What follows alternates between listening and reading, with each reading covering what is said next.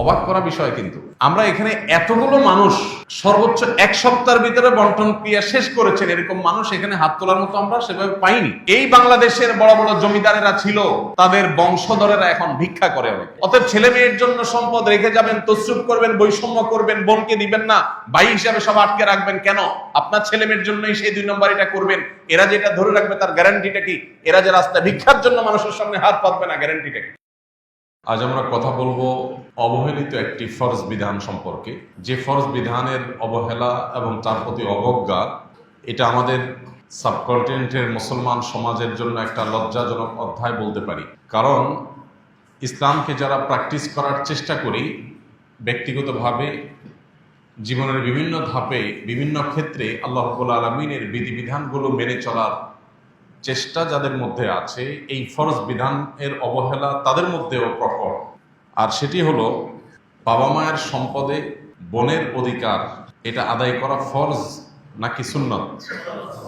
এটা কোনো নফল কাজ না, এটা ফরজ একটি কাজ। এই ফরজ কাজটা বাংলাদেশের সবচেয়ে বেশি ভুলুণ্ঠিত হওয়া ফরজ কাজগুলোর মধ্যে থেকে একটি। বহু প্র্যাকটিসিং মুসলমান আছেন, আল্লাহর মেহেরবানিতে নবীর সুন্নাহ তার শরীরে তিনি ধারণ করেন, তিনি 5 ওয়াক্ত নামাজ পড়েন, মুখে নবী সাল্লাল্লাহু আলাইহি সাল্লাম নির্দেশিত দাঁড়িয়ে দাঁড়ায় নিজে সুশোভিত হয়েছেন, হজ ওমরা সম্পাদন করেন, কোরআনে কারীমের তেলাওয়াত, দ্বীনি কাজ, মসজিদ মাদ্রাসা বিনির্মাণ, অনেক ভালো ভালো কাজের সাথে সংশ্লিষ্ট সম্পৃক্ত। কিন্তু এই একই মানুষ নিজের বাবা এবং মায়ের সম্পদে বোনের যে প্রাপ্য অধিকার সেটা পাই পাই করে হিসাব সঠিকভাবে বুঝিয়ে দেন না। অন্যান্য ফরজের গুরুত্ব তার কাছে আছে, এমনকি তিনি কাউকে ঠকান না, কারোর হক মেরে খান না, পারতপক্ষে চিটারি বাটপারি করেন না। কিন্তু এই লোকটাও বাবা মায়ের সম্পদে বোনের হক যথাযথভাবে আদায় করে দেন না। এই না দেওয়ার অন্যতম একটা বড় কারণ হলো এর গুরুত্ব সম্পর্কে আমাদের অনেকেরই জানাশোনা সেরকম নেই, সচেতনতার অভাব। আমরা মনে করি ভাই বোন আমরাই অনেক খরচ খরচা করতে হয় বোনদের জন্য, ভাইদেরকে ছোট ভাই হয়ে বড় বোনের জন্য খরচ করতে হয়, আর বড় ভাই হলে তো কোনো কথাই নেই, বোনদের জন্য অনেক খরচ খরচা করতে হয়। আমরা মনে করি সেগুলো তো অ্যাডজাস্ট হয়ে যায়। এ ধরনের একটা ধারণা আমাদের মধ্যে বদ্ধমূল হওয়ার কারণে বাবা মায়ের সম্পদে বোনদের প্রাপ্য অধিকারটুকু আমরা অনেকে দেই না। দ্বিতীয়ত না দেওয়ার আরেকটি কারণ হলো বোনদের তরফ থেকে এটার ব্যাপারে তেমন কোনো প্রেশার থাকে না। বোনরা খুব স্পষ্ট করে তাদের চাহিদার কথা, তাদের অধিকারের কথা তারা মুখ ফুটে বলেন না। এর কারণে ভাইরা অনেকে ধরে নেন যে এই বিষয়ে বোধহয় তাদের তেমন কোনো দাবি দাওয়া নেই। তৃতীয়ত, অনেক ভাই আছেন যারা মনে করেন যে বোনদের আর কি বা তেমন পাবে, তার চাইতে বরং তাদেরকে অন্য অনেকভাবে আমি পুষায় দেব এবং সেটাকে কাটাকাটি করে অ্যাডজাস্টমেন্ট করে নিব। এরকম নানাবিধ ভুল ধারণা এবং শয়তান নানাবিধ আমাদেরকে আইডিয়া দেয়। সে আইডিয়াগুলো মাথায় আসার পর আমরা বোনদের অধিকারকে যথাযথ দেওয়ার গুরুত্ব সেভাবে অনুভব করি না। এমনকি বোন সিনিয়র হয়ে, বয়স্কা হয়ে, সন্তান সন্ততি হওয়ার পর, মারা যাওয়ার পর বোনের ছেলে মেয়েরা নানা পাড়ায় সম্পদ নেওয়ার জন্য তখন দেন দরবার, বিচার সালিশ এবং মামলা মোকদ্দমা পর্যন্ত যেতে হয়। এতদিন পর্যন্ত আমরা জিনিসটাকে বিলম্ব করে ফেলি। মৌলিকভাবে মাঝে একটু জেনে রাখি, কোন মানুষের মৃত্যুর পর তার ওয়ারিসদের পরে কয়েকটা কর্তব্য চলে আসে ইমিডিয়েট। মৃত্যুর পর পর তৎক্ষণাৎ কিছু করণীয় তাদের উপরে প্রযোজ্য হয়। তার ভিতরে 1 নম্বর প্রযোজ্য হয় মৃত ব্যক্তির দাফন কাফনের জন্য প্রয়োজনীয় ব্যবস্থা করা, জানাজার ব্যবস্থা করা। এরপর মৃত ব্যক্তি যে সম্পদ তিনি রেখে গেলেন তার সম্পদ থেকে তার দেনা দায়ী থাকলে সেগুলোকে পরিশোধ করা। এরপরে সবচেয়ে গুরুত্বপূর্ণ কাজ হয় তার সম্পদের অবশিষ্ট যেটা দেনা দায় পরিশোধ করার পর থাকে সেটা তার ওয়ারিস, কোরআন যাদেরকে যতটুকু হিস্সা দিয়েছে তাদেরকে ততটুকু হিস্সা বুঝিয়ে দেওয়া, এটা কর্তব্য। আমাদের সমাজে এই জিনিসটাকে গড়িমসি করে লেট করা হয়, দেরি করা হয়। এত বেশি দেরি করা হয় যে শেষ পর্যন্ত এটার কোনো হদিস খুঁজে পাওয়া যায় না, কুলকেরনা পাওয়া যায় না, অনেক দেরি হয়ে যায় এবং এটাকে আর স্মুথলি বন্টন করা ইজি থাকে না, সহজ থাকে না, এটা কঠিন হয়ে যায়, জটিল হয়ে যায়। এই যে বিলম্ব করা হয় এরও একটা কারণ আছে।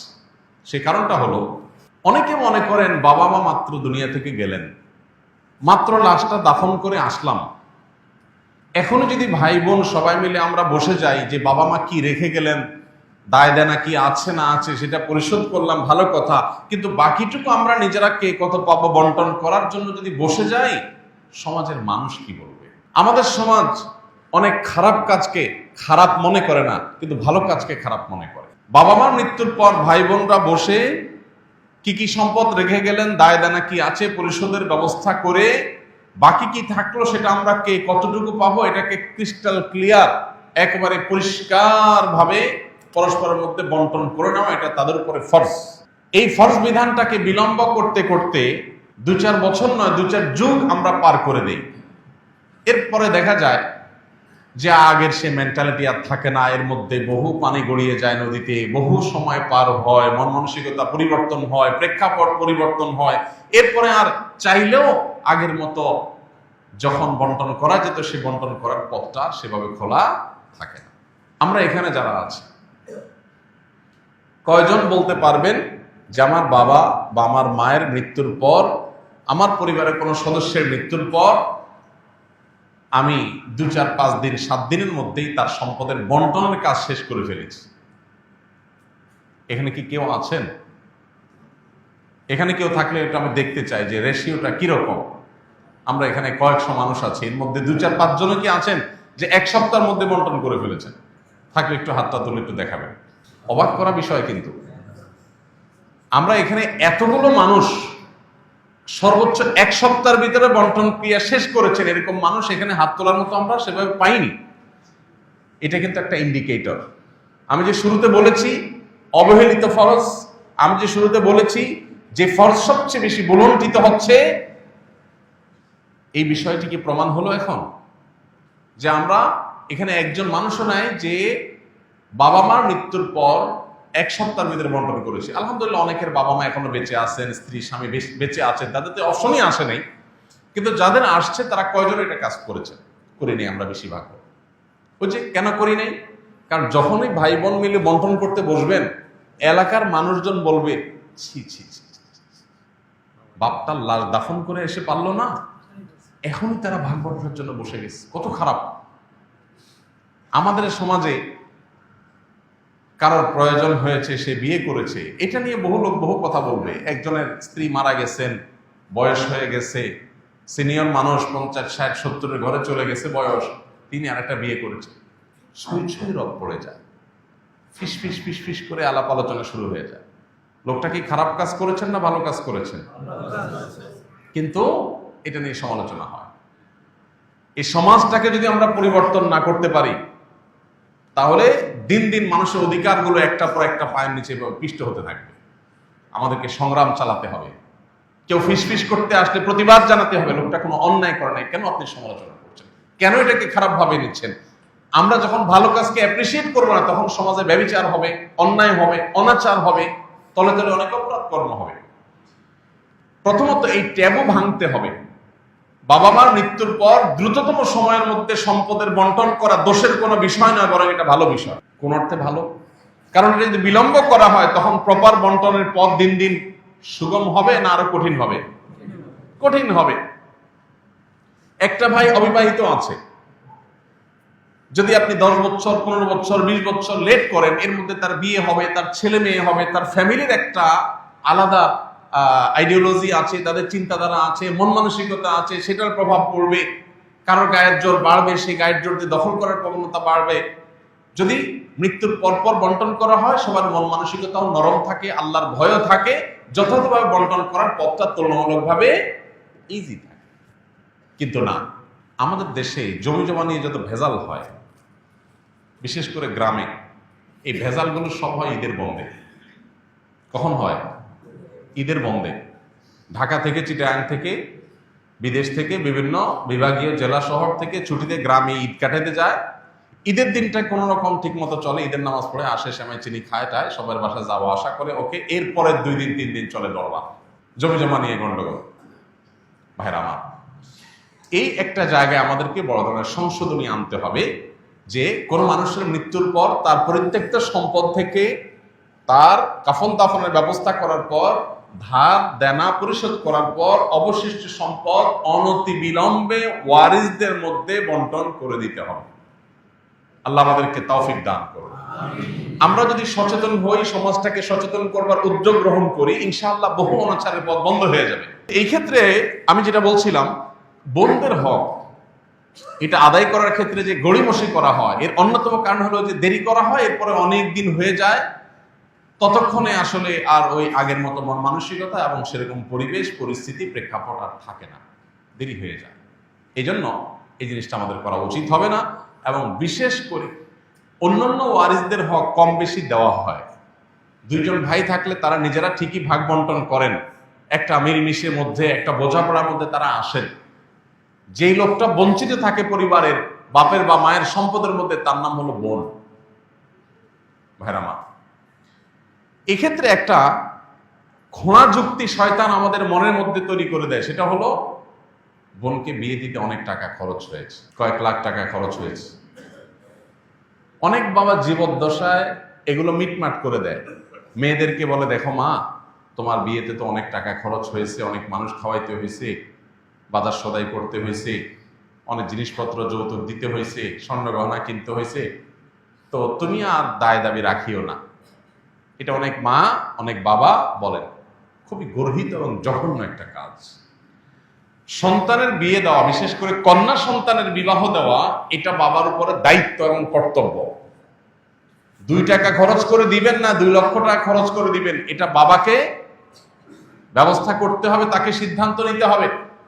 আপনি যদি আপনার পরিত্যক্ত সম্পদে আপনার সন্তান হিসেবে তার যে অধিকার আল্লাহ তাআলা দিয়েছেন, সেই অধিকারকে যদি আপনি এখান থেকে কাটছাট করেন এবং এখান থেকে যদি আপনি অ্যাডজাস্টমেন্টে যান এবং এখান থেকে যদি আপনি যোগ বিয়োগ করেন, প্লাস মাইনাস করেন, তাহলে এটা হবে আপনার তার প্রতি অবিচার এবং জুলুম।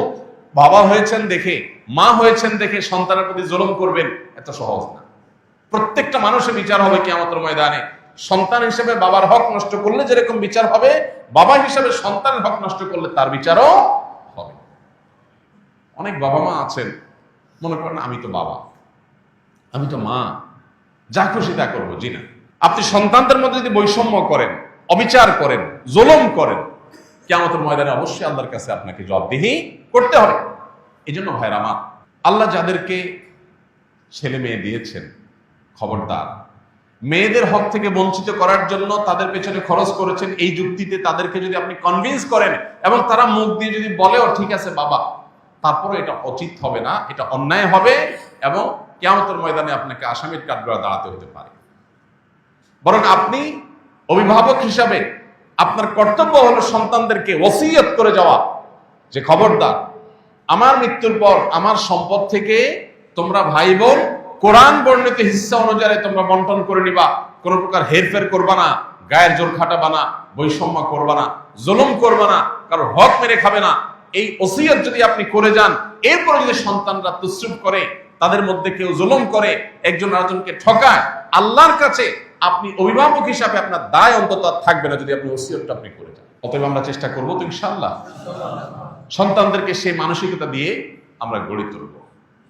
ভাইরা আমার, অনেক বাবা মা নিজেই এই অনাচারের পথ ওপেন করে যান, একজনকে বাড়াই দিয়ে আরেকজনকে কমায় দিয়া আগে থেকে বলে যান যে তুমি দায় দাবি করিও না, তুমি এটা নিয়ে ঝামেলা করিও না, তুমি মেনে নিও।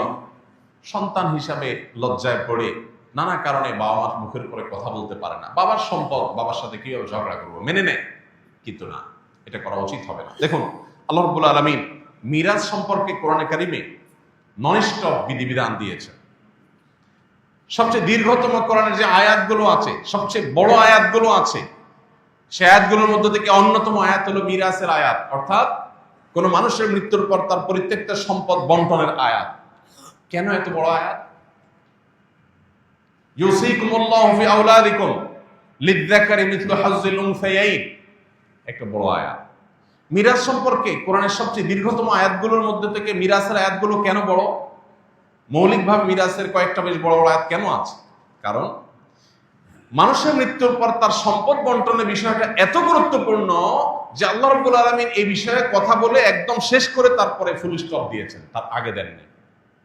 কথা শেষ করে যে এই হারে যাকে যতটুকু দিতে বলা হয়েছে তাকে ততটুকু দিবা। শেষে এসে আয়াতের শেষে এসে আল্লাহ কি বলেছেন?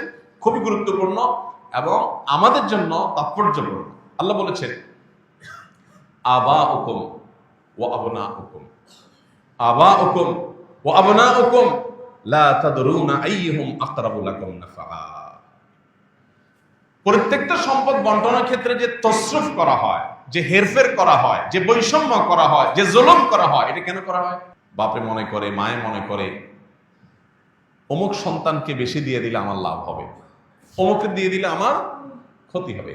মেয়েদের বন্টন করার ক্ষেত্রে একটা মানসিকতা থাকে যে মেয়েদেরকে দিলে তো পরের বাড়িতে চলে যাবে, এটা তো মেয়ের জামাই পাবে, আরেক বাড়িতে চলে যাবে, তারা তো জমি বিক্রি করে নিয়ে যাবে, ছেলেকে দিলে তো আমারই থাকবে। শত শত দৃষ্টান্ত, শত শত নজির আপনার আশেপাশে আপনি দেখবেন। এইরকম চিন্তা করা মানুষটা শেষ পর্যন্ত ছেলের উপর নির্ভরশীল হয় না, মেয়ের উপর, জামাইয়ের উপর নির্ভরশীল হতে হয়েছে। আছে না এরকম? যে বাপকে ছেলেরা দেখে নাই, ওই মেয়ে ঠিকই বাপ ছাড়া পাগল হয়ে গেছে, বুঝে নেই। ভাইরা আমার, স্বামীর সাথে ঝগড়া লাগলে মেয়েরা বাপ মার পক্ষ নেয়, আর ছেলেরা বউয়ের সাথে ঝগড়া লাগলে মা বাবার সাথে ঝগড়া করে। ঠিক না ঠিক? মেয়ে কিন্তু তার স্বামীর সাথে ফাইট করে কার হয়ে? বাপ মার হয়ে। আর ছেলে বাপ মার সাথে ফাইট করে কার হয়ে? বউয়ের হয়ে। এটা সব ক্ষেত্রে হয় তা বলছি না, বেশিরভাগ ক্ষেত্রে হয়। তো আল্লাহ বলছেন, আবাউকুম ওয়া আবনাউকুম লা তাদরুনা আইয়ুহুম আকরাবু লাকুম নাফআ। তোমরা তোমাদের সন্তান সন্ততিদের, আত্মীয় স্বজনদের কাউকে কম কাউকে বেশি হেরফের করে দিচ্ছ, কাউকে দিচ্ছ আর কাউকে দিচ্ছ না, বঞ্চিত করছো। কেন? তুমি মনে করছো তাকে দিলে তোমারই থেকে যাবে, হতে পারে তাকে দিছে ওইটাই জলে যাবে, আর যেটাকে দিলে মনে করছো পরের বাড়ি চলে যাবে, ওইটাই হয়তো তোমার আপন হয়ে থাকবে। তুমি জানো না কে তোমার উপকারে আসবে। কত বাবা এরকম আছেন যে সম্পদ সব একটা ছেলের নামে লিখে দিয়েছেন, ওই ছেলে বেঈমানি করছে সবার আগে, আর যে ছেলেটাকে কিচ্ছু দেন নাই শেষ পর্যন্ত বিপদের শেষ মুহূর্তে ওই ছেলেই সাথে ছিল। আছে না এরকম বহু নজির? এজন্য আল্লাহ বলেছেন, তোমাদের ছেলে সন্তান, ছেলে মেয়ে, সন্তান সন্ততির মধ্যে কে কতটা তোমার উপকারী হবে, তোমার কাজে আসবে, তুমি কিন্তু জানো না। ভবিষ্যৎ সম্পর্কে তোমার কোনো জ্ঞান নাই। অতএব তুমি নিজস্ব ডিসিশন থেকে কাউকে দিবা কাউকে দিবা না, হেরফের করবে না। এটাকে আল্লাহর বন্টন হিসাবে রাখবে, ফারিদাতাম মিনাল্লাহ। আল্লাহ বলেছেন এই বন্টন এটা আল্লাহর নির্ধারণ, মাইন্ডিট। এটা কে নির্ধারণ করে দিয়েছেন? ফারিদাতাম মিনাল্লাহ, এটা আল্লাহর নির্ধারণ। অতএব এর হেরফের করা যাবে না। ইন্নাল্লাহা কানা আলিমান হাকিমা। কি করো আর কি না করো আল্লাহ সবকিছু জানেন। কাকে কতটুকু দিতে হবে আল্লাহ মহাপ্রজ্ঞাবান। তার বিচার, তার বিশ্লেষণ, এটাকে তুমি তোমার ক্ষুদ্র বিবেক দিয়ে বোঝার চেষ্টা করবে না বা জাস্টিফাই করার চেষ্টা করবে না। এজন্য ভাই, বোনদের হক, মেয়েদের হক পাই পাই করে বুঝাই দেবেন তো ইনশাআল্লাহ। বাংলাদেশে জমি জমার দলিল, এগুলো নিয়ে যাদের ঘাটাঘাটি করার অভ্যাস আছে, কয়টা জমির দলিল মেয়েদের নামে পাইছেন আপনারা? একটা জরিপ সম্ভবত এরকম হয়েছে যে বাংলাদেশের টোটাল ল্যান্ডের মালিকানা এর 4 or 5% মাত্র মেয়েদের নামে। বাংলাদেশে মেয়েদের সংখ্যা অলমোস্ট ছেলেদের হাফ, প্লাস মাইনাস 50-50 প্রায়।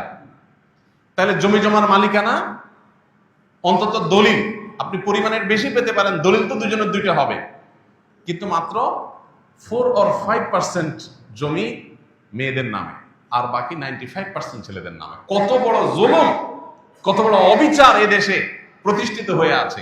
আমরা নিজেকে ভালো মুসলমান মনে করি, হাজী সাহেব মনে করি, আলেম সাহেব মনে করি। আমি বিভিন্ন মাহফিলে গেলে হাত তোলাবার চেষ্টা করি।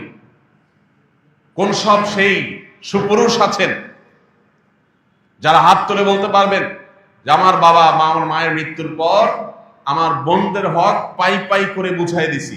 কয়জন আছেন? এখানে হাত তুলতে বললেও খুব বেশি হাত উঠবে না আমি জানি।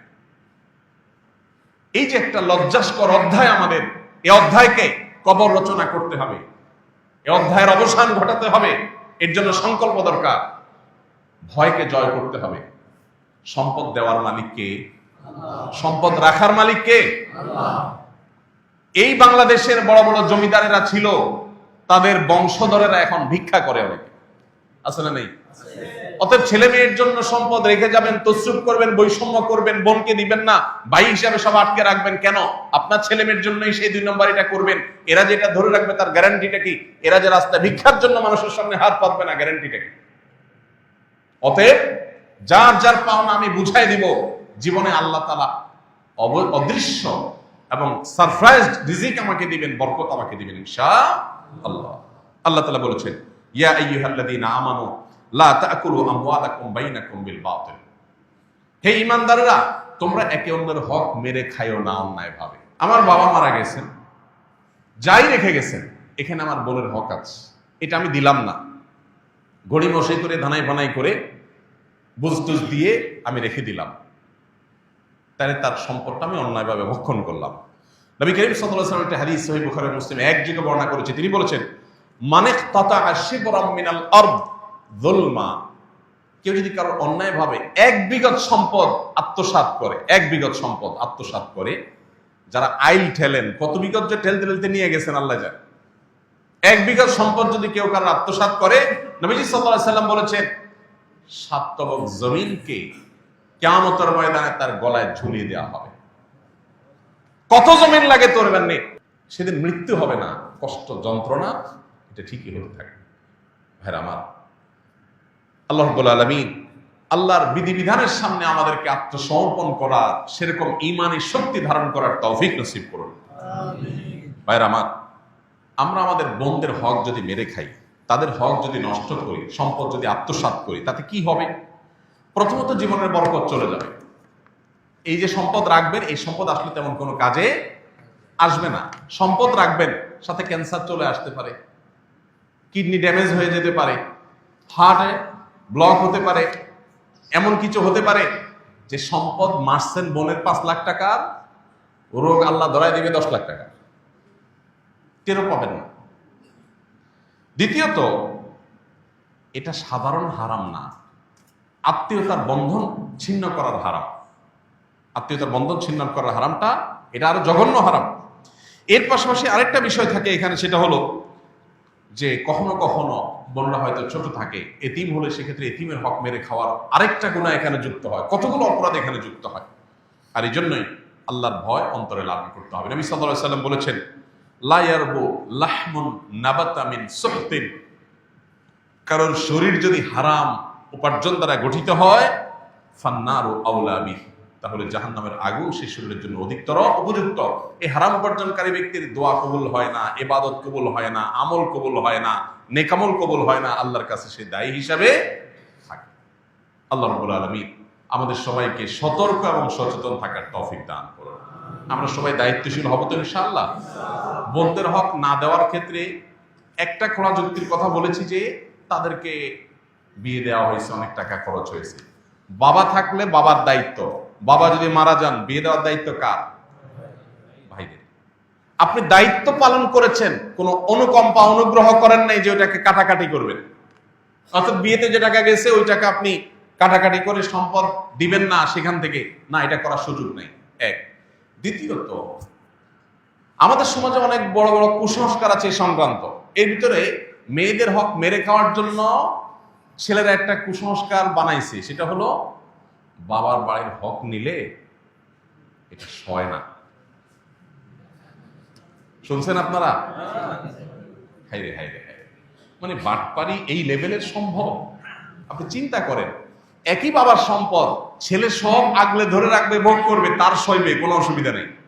বোনদের বেলায় এটা বলা হয়, মেয়েরা বাবার পায়ের হক নিতে হয় না। বাবার হক নিলে কি হয়? এটা সয় না, ধ্বংস হয়ে যাবে সব।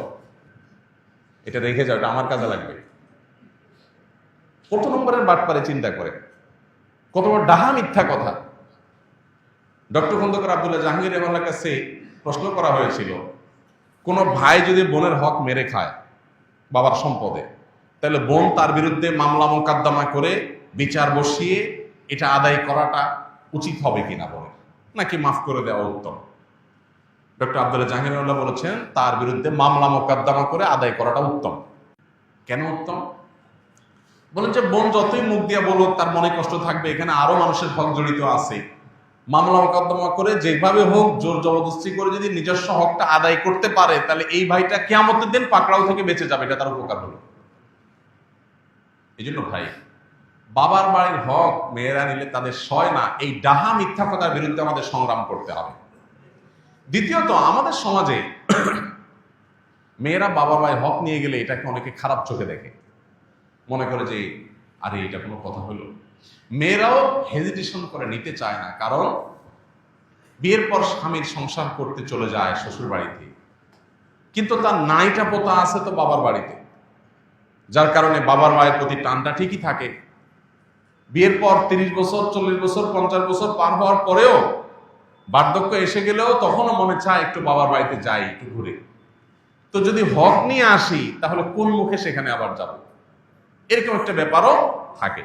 এবং সাধারণত আমাদের সমাজে কোনো মেয়ে বাবার বাড়ি থেকে হক টক নিয়ে গেলে, জমে জমে সব বুঝা নিয়ে গেলে, সে আসলে অনেক ছোট লোক ভাই আছে যারা মনে করে যে এখন আর সে কেন আসবে, বাগিনারা কেন আসবে, বোন কেন আসবে। যতদিন হক নেয় না ততদিন বোন আসলে মোরল জবাই হয়, গরুর গোশত দিয়ে কিনে বাজার করে রান্না করে খাওয়া হয়, কারণ হক আছে।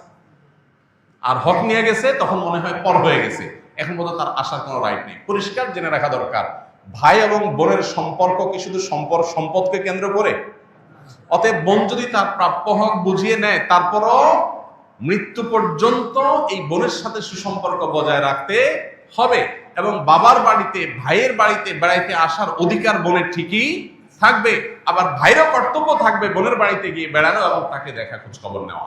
এটার সাথে সম্পদ দেওয়া নেওয়ার কোনো সম্পর্ক নাই। অতএব এই কুসংস্কারের উপর আমাদেরকে আঘাত করতে হবে যে কোনোভাবেই এই কুসংস্কার থাকা চলবে না। ভাইয়ের হক থেকে বা বাপের হক থেকে, সম্পদ থেকে বোন সম্পদ নিয়ে গেলে সেই বোন, সেই মেয়ে আর বাপের বাড়িতে আসতে পারে না, এটা সঠিক কথা নয়। বরং সম্পদ নিয়ে গেলেও আসতে পারবে, সম্পদ থাকার মধ্যে তো অবশ্যই আসতে পারবে, বলাই বাহুল্য। এই জন্য ভাই, এই কুসংস্কারটা আমাদের দূর করতে হবে।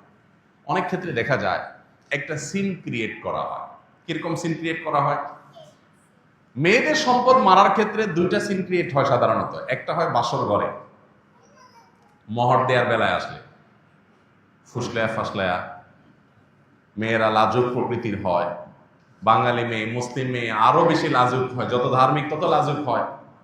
এই জন্য বাসর ঘরে ফুসলায়া ফাসলায়া, দেখো মহর তো 10 লাখ 1 টাকা ধরছে মুরব্বীরা, তা আমার তো দেওয়ার সামর্থ্য নাই, আমি ইনশাল্লাহ এই তো সামনের মাসে বা 1 বছরের মধ্যেই সর্বোচ্চ আমি তো ইটালি চলে যাবো, সৌদি আরব চলে যাবো, কত 10 লাখ হবে, সবই তো তোমার। বউ তখন বেচারি শর্মে পড়ে বলে যে আরে কি বলেন এই সময়, আমার কোনো দায় দাবি নেই এগুলা। এই যে মুখে না দাবি আদায় করলেন, সিন ক্রিয়েট করে, একটা পরিবেশ ক্রিয়েট করে, এটা হলো আরেক বাটপারি। আপনার বিয়ে করতে বলছে কে? মহরের টাকা জোগাড় করার মতো ক্ষমতা না থাকলে এটা তো লজ্জার কথা যে বাসরাতে আপনি বোর কাছে টাকার জন্য মাপ চাইতেছেন। মেয়েরা যদি শরিয়ার মাসালা ভালো করে বুঝতো তো বলতো খবরদার, মহারণা পরিশোধের আগে কোনো আওয়াজ নাই, কোনো আলাপ নাই, আগে পরিশোধ করো। তারা তো জানে না শরীয়ত তাদেরকে কি অধিকার দিয়েছে। আরেকটা বাটপারি হয় বাবার মৃত্যুর পর, মায়ের মৃত্যুর পর বোনদেরকে দাওয়াত দেয় ভাইয়েরা, বাগিনা বাগিনী এবং জামাই সমেত। এরপরে কবজি ডুবাই খাওয়ায়, মুরগি, হাঁস, কলিজা, গরু গোস্ত, মাছ ফ্রাই, ভুনা, বিভিন্ন আইটেমের খাওয়ায়া এরপরে শাড়ি, লুঙ্গি, কাপড় চোপড় দিয়া এরপরে আওয়াজ ওঠায়, আলাপ ওঠায়, নাটক শুরু হয়। বলে দেখো বোন, তোমার বিয়েতে অনেক টাকা পয়সা খরচ হয়েছে, এদিকে বাবা অসুস্থ ছিল, বাবার পিছনে লাখ লাখ টাকা খরচ করা লাগছে, সেগুলো তো আমিই করছি, সব তো তোমরা জানো। আল্লাহর রহমতে তোমরা তো আসো, ভালোই আসো, আল্লাহ তো কষ্টে রাখেনি। এখন বাবার সম্পদের শহীদ অনুযায়ী তোমাদের কিছু পাওনা আছে, এখন তোমরা যদি বলো সেগুলো আমি ভাগযোগ করে দেব, বলো কি করা যায়। বোনটার লজ্জা, না ভাই কি বলে না, আরে লাগবে না থাক। বোনটা চিন্তা করে এই এতিম গরিব ভাই আমার অসহায় ফকিরের মতো ভিক্ষা চাইতেছে, ছেড়ে দেয়। এই যে বোনটা ছেড়ে দিল, সে কি আসলে মন থেকে ছেড়ে দিয়েছে? এই ছেড়ে দেওয়াটা কি মন থেকে? হ্যাঁ, কিছু এক্সেপশন কেস আছে যে বোন ভগ্নিপতিদেরকে আল্লাহ অনেক দিয়েছে, অডেল দিয়েছে, ভাইরা বরং অনেক গরিব, অভাবী। তখন বোনরা যদি উইলিংলি বলে, দেখো ভাই, বাবার সম্পদে আমারও হক আছে, বাট আমি নিলাম না, তোমরা কষ্টে আসো, আমি দায়মুক্ত করে দিচ্ছি, তোমরা ভোগ করো, সমস্যা নেই, ভিন্ন কথা। কিন্তু আপনি সিন ক্রিয়েট করলেন, বোন লজ্জায় পড়ে গেল, এরপরে সে বললো মাফ করে দিল, আপনি বললেন হুজুর আমি তো মাফ নিছি, এই মাফ হবে না। দেখুন, মেয়েদেরকে ঠকানোর জন্য বহু রকম কুসংস্কার আমরা সৃষ্টি করেছি। এর বিরুদ্ধে আমাদেরকে সংগ্রাম করতে হবে। এই অবহেলিত ফরজ, এই ফরজটাকে প্রতিষ্ঠা করতে হবে, বোনদের হক আদায় করে দিতে হবে। অনেকে আছেন বাবার হক ভোগ করছেন, বাবায় ফুফুর হক মারছে, বাবা ফুফুরটা দাদার সম্পদে ফুফুর হকটা দেয় নাই বাপ চাচারা। এখন আপনি ছেলে বলতেছেন আমার তো দায় নেই। জি না, আপনারও দায় আছে। আপনার দায় কি? আপনার হিস্সায় যতটুকু আসছে, এখানে আনুপাতিক হারে ফুফুর কতটুকু হক আছে, ওইটা তাকে আপনি বুঝাই দিতে হবে, না হলে আল্লাহর কাছে আপনি দায়ী থাকবেন। আমরা অন্য ধার দানা নিয়ে হিসাব নিকাশ করি, কিন্তু এগুলো নিয়ে সেভাবে হিসাব নিকাশ করি না। এটা অনেক অনেক গর্হিত বিষয়। আরেকটা ভয়াবহ কাজ হয়, যারা দেয়, বোনদের হক দেয়, তারা আরেকটা 2 নম্বরই করে। দেখেন কত রকম লেয়ারে লেয়ারে 2 নম্বরই। সেই 2 নম্বরটা হলো, বলে যে বোনরা ভিটা বাড়িতে পায় না, ভিটা বাড়ি এটাতে পায় না, তাহলে কোথায় পাবে?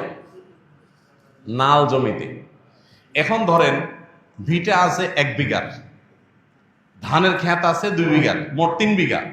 যখন ভাগ হবে, ধরেন ভাই একজন আছে, বোন একজন আছে, ফর এক্সাম্পল, তো ভাইয়ে ধরেন 2 বিঘা পাবে, বোনে ধরেন 1 বিঘা পাবে, ভাইয়ের অর্ধেক পাবে। এইরকম পরিস্থিতিতে সাধারণত মেয়েদেরকে কোনটা দেওয়া হয়? ক্ষেতেরটা। তাহলে বোন 1 বিঘা পাইলো ক্ষেতের, আর ভাই 2 বিঘা পাইলো। 1 বিঘা হলো ভিটার, আর 1 বিঘা হলো ক্ষেতের। বন্টনটাকে ইনসাফসম্মত হলো? কেন হয় নাই? কারণ ভিটার যে 1 বিঘা, এটার ভ্যালু হয়তো ক্ষেতের 4 বিঘার সমান। তাহলে জমি হয়তো সমান সমান দিচ্ছেন, তার ভ্যালু কি নাই? সমান না। এই জন্য জমি সমান সমান দিলে হবে না, ভ্যালু হিসাব করতে হবে। যে ফর এক্সাম্পল 1 বিঘা ভিটা আছে, এই ভিটার 1 বিঘার দাম 10 লাখ টাকা, আর নিচে খেতে আছে সেগুলা বিঘার দাম 3 লাখ করে, তাহলে 3 3 6, আর এখানে 10 16 লাখ। 16 লাখের মধ্যে বোন, ভাই যদি ধরেন বোনের দ্বিগুণও পায়, আর যদি ভাই তার অর্ধেকও পায়, তাতে কত পায়? প্রায় 5 লাখ প্লাস মাইনাস, আর ভাই হলো 10 লাখ প্লাস। তো বোন 10 লাখ 5 লাখ প্লাস, আর ভাই 10 লাখ প্লাস। এবার আসেন, ক্ষেতের যদি 1 বিঘা পায়, তাহলে 1 বিঘার দাম 3 লাখ, আরো বাকি আছে 2 লাখ প্লাস। ওই 2 লাখ প্লাস হয় ক্যাশ দিয়ে দিতে হবে, আর না হলে বিটা থেকে এক পাশ থেকে দিয়ে দিতে হবে, তারপর দায় মুক্ত হবে না। জিনিসটা কি ক্লিয়ার হয়েছে? অনেক বোনেরা এই জায়গাটাতে এসে বঞ্চিত হয়, এবং এটা একটা লজিক্যাল কারণও থাকে। বাইরে বলে যে দেখো, আমাদেরকে তো ভিটায় বসবাস করতে হবে, তোমাদেরকে দিলে এটা বিক্রি করে গেলে আমরা কোথায় কি করবো? কিন্তু শরিয়ার বিধান হলো, বোনরা যদি ওই ভিটাতেই পায়, ধরেন কারোর ভিটাই আছে আর কোনো ক্ষেত নাই, তাহলে ক্ষেত থেকেই কিন্তু বন্টন হবে, এবং সেখান থেকে প্রয়োজনে তারা বিক্রি করে নিয়ে যাবে। আপনি বলেন তাহলে ছেলেরা থাকবে কোথায়? থাকবে কোথায় তারা জানে, তাদের আল্লাহ জানে। আমার হক আমার বাবার সম্পদে, আমি এটা নেব, তুমি কোথায় থাকবা তুমি বুঝবা। তুমি প্রয়োজনে আমার সাথে নেগোসিয়েশনে আসবা, অন্য কোনোটা দিয়ে অদল বদল করবা, বা আমার কাছ থেকে লোন নিয়ে থাকবা, না হলে আমার মালিকানা বাড়িতে ভাড়ায় থাকবা। কি অধিকার মেয়েদেরকে শরীয়ত দিয়েছে, কিন্তু আমরা পদে পদে সেটাকে লঙ্ঘন করছি। এই জন্য ভাই, আমাদেরকে দীপ্ত কণ্ঠে শপথ করতে হবে, আমরা বোনদের কোনো হক মারবো না ইনশাআল্লাহ। আমি মনে করি মেয়েদের হককে প্রতিষ্ঠা করবার জন্য এদেশে শরিয়া কোর্ট প্রতিষ্ঠা করা অপরিহার্য। শরিয়া কোর্ট যদি থাকে, সেখানে বাধ্য করা হবে শরিয়ার আইন অনুযায়ী ভাইদেরকে বোনদের হক বুঝাই দিতে। কোনো ভাই দিবে না, তার বিরুদ্ধে আইনানুগ ব্যবস্থা করা হবে। এবং সেটা যতদিন না হচ্ছে, বিশেষ করে মেয়েদের এই সম্পদে তাদের অধিকারকে আদায় করবার জন্য সরকার নতুন এবং ভিন্ন কোনো আইন করতে পারে, যে কোনো এলাকাতে কোনো ভাই নির্দিষ্ট সময়ের মধ্যে বোনকে হক যদি বোঝায় না দেয়, তাহলে যথাযথ নিয়ম অনুযায়ী বোন যাতে সেটা বুঝে নেওয়ার জন্য দাবি করতে পারে, মামলা করতে পারে এবং নির্দিষ্ট সময়ের মধ্যে সেটা যাতে নিষ্পত্তি করতে বাধ্য থাকে সংশ্লিষ্ট কর্তৃপক্ষ। এইরকম আইন করা সময়ের সবচেয়ে প্রয়োজনীয় কাজগুলোর মধ্যে থেকে একটা। আল্লাহ রাব্বুল আলামিন এই অবহেলিত এবং আমাদের সমাজে নানাভাবে ভুলণ্ডিত হওয়া এই ফরজকে পুনঃপ্রতিষ্ঠা করার তৌফিক আমাদেরকে দান করুন। আমরা আল্লাহর এই বিধানের প্রতি ঈমান এনে সেটাকে বাস্তবায়ন করব। আমি আবারও বলছি, আমরা অনেকে আছি চুরি করি না, ডাকাতি করি না, হয়তো অন্যের হক মেরে খাই না, চিটারি বাটপারি করি না, কিন্তু এই জায়গাটাতে শয়তান আমাদের চোখে ধুলি দেয়, আমাদেরকে নানা কুযুক্তি দেয়, সেগুলো দিয়ে আমরা এই সমস্ত বিষয়গুলোকে, ফরজ বিধানগুলোকে আমরা লঙ্ঘন করে চলি। এই জন্য ভাই, যারা এতদিন করেন নাই, হক মেরে দিয়েছেন, এখনো তাদের সেটা প্রায়শ্চিত্ত করবার স্কোপ আছে, সুযোগ আছে, রিকভার করার স্কোপ আছে। কিভাবে? ওই যে কি পরিমাণ সম্পদ তার ছিল বাবার মৃত্যুর পর, যেটা আমি ভোগ করেছি, তার ভ্যালু কত ছিল হিসাব করে এখন হয় ক্যাশ দিয়ে দেন, যে ল্যান্ডের দাম সব প্রপার্টি মিলায় এত হয়েছে ভ্যালু, তার তোমার ভাগে এত পড়ছে, তুমি হয় ক্যাশ নিয়ে নাও, আর না হলে জিনিসপত্র নাও বা ল্যান্ড নাও, কিন্তু যেভাবে হোক মিনিমাইজ করতে হবে। এক্ষেত্রে বোনদের অবশ্য দায়িত্ব থাকে যে ঠিক আছে, অহেতুক ঝামেলা না করে প্রয়োজনে ক্যাশ নিয়েও যদি আমার প্রাপ্য অধিকার আমি নিতে পারি, তাহলে সেক্ষেত্রে অবশ্যই আমাকে মিনিমাইজে আসা উচিত। আল্লাহ তাআলা আমাদের সবাইকে এই ফরজ বিধানকে ঘরে ঘরে প্রতিষ্ঠা করার তৌফিক দান করুন। আমরা যদি সামনের জুমায় কিছু ভাইদের হাত দেখতে পাই, যারা এই এক সপ্তাহের মধ্যে এই ব্যাপারে প্রয়োজনীয় উদ্যোগ নিয়ে বোন বা ফুফুদের হক বুঝাই দিয়েছেন, তাহলে আমাদের কাছে অনেক ভালো লাগবে। যদি এরকম কোন আল্লাহর বান্দা থাকেন যে ঠিক আছে, আমি এক সপ্তাহের ভিতরে ইনশাআল্লাহ আমার সাধ্যে যেটুকু আছে সেটুকু করে বোনদের প্রাপ্য হক আমি বুঝাই দিব, আল্লাহর কাছে তাদের দায় থাকবে না। হক বুঝাই দেওয়ার পরও বোনদেরকে বলবো, দেখো বোন, বাবার সম্পদে তোমার হক বুঝাই দিয়েছি, এর মানে এই না তোমার সাথে আমার সম্পর্ক শেষ, এই ভিটাতে তোমার লেনা দেনা চুকায় গেছে, ব্যাপারটা এরকম না। ভাই বোনের রক্তের সম্পর্ক মরণ পর্যন্ত থাকবে। তোমার হক তোমাকে বুঝাই দিয়েছি, এটা একটা বিষয়, কিন্তু বোন হিসাবে তুমি আমার বাড়িতে আসবে, আমি তোমার বাড়িতে যাবো, সেটা আরেক বিষয়। এটা মরণ পর্যন্ত অটল অবিচল থাকবে এবং আমাদের মধ্যে অব্যাহত থাকবে। আল্লাহ তাআলা সেরকম উদার মনের হওয়ার তৌফিক দান করুন। আল্লাহর দেওয়া ফরজ বিধানকে লঙ্ঘন করে আপনার সন্তান, আপনার স্ত্রী, আপনার পরিবারকে আপনি কখনো সম্পদশালী করে যেতে পারবেন না। আল্লাহর এই কথার প্রতি, আল্লাহর এই বিধানের প্রতি এতটুকু আস্থা আমাদের থাকতে হবে। আল্লাহ আমাকে আপনাকে সবাইকে আমলের তৌফিক দান। আস-সুন্নাহ ফাউন্ডেশন, উম্মার স্বার্থে সুন্নাহর সাথে।